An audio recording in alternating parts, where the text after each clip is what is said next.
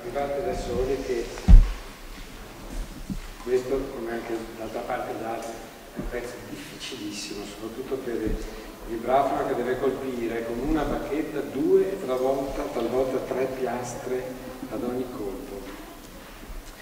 E adesso torniamo indietro appunto di 40 anni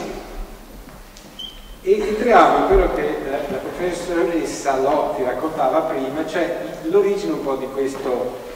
incontro che viene dal mio essere stato l'anno scorso alla classe del maestro Bisso che insegna chitarra qui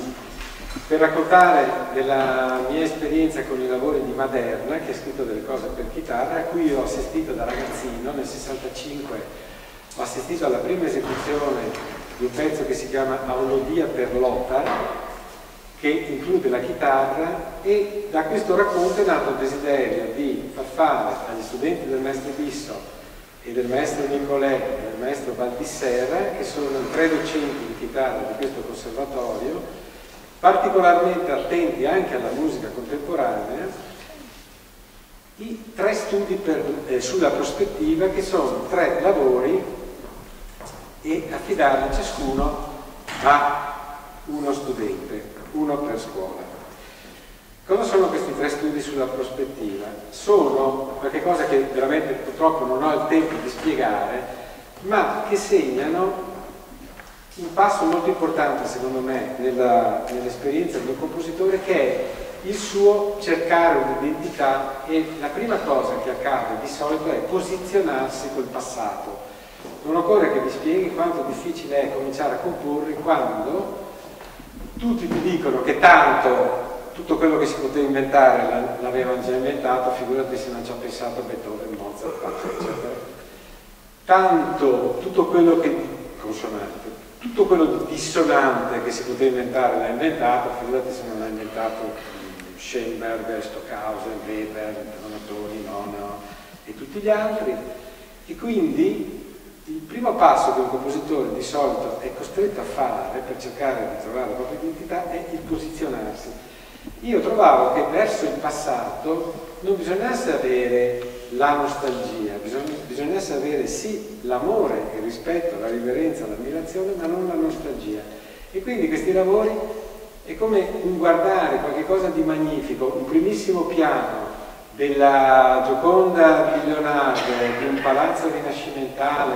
o di una pittura ancora più antica, e forse lo si capisce ancora meglio se pensiamo a quelle pitture delle grotte in Francia dove ci sono le prime raffigurazioni del mondo attraverso l'immagine, la pittura, e però pensare non di averne nostalgia, come se noi ci volessimo annullare, volessimo tornare in quell'epoca, ma il passato è molto bello, ma con una zoomata indietro tornare alla modernità, perché nel frattempo sono passati secoli, sono passati millenni, e il pensiero, le conoscenze musicali, pittoriche, artistiche, attraverso tutte le esperienze fatte dai movimenti artistici, nel caso della musica, le ricerche tecniche, eccetera, eccetera, eccetera, ha portato ad una modernità che ha arricchito la tecnica strumentale moltissimo. Ciascuno di questi lavori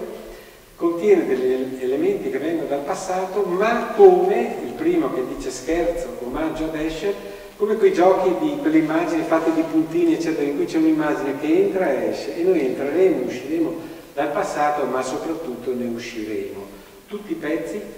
finiscono con una sorta di punto di domanda che serve a dire siamo lì o piuttosto siamo qui, e da qui cercheremo di andare avanti. Ma colpo di scena, uno dei 3 studenti purtroppo sta male, non è potuto venire, e quindi, come nei film con Barbara Streisand, ho colto l'occasione incredibile, e qui non so come ringraziarlo, di avere tra il pubblico, che ha avuto l'infausta idea di venire da Trento a trovarmi, il maestro Errico Pavese, chitarrista, e io, avendolo visto alla prova, ho avuto l'altrettanto insana idea di dirgli: ma perché non lo fai tu? E lui, con il coraggio dei kamikaze, ha detto: beh, perché no? E quindi, avendo avuto a disposizione forse un'oretta,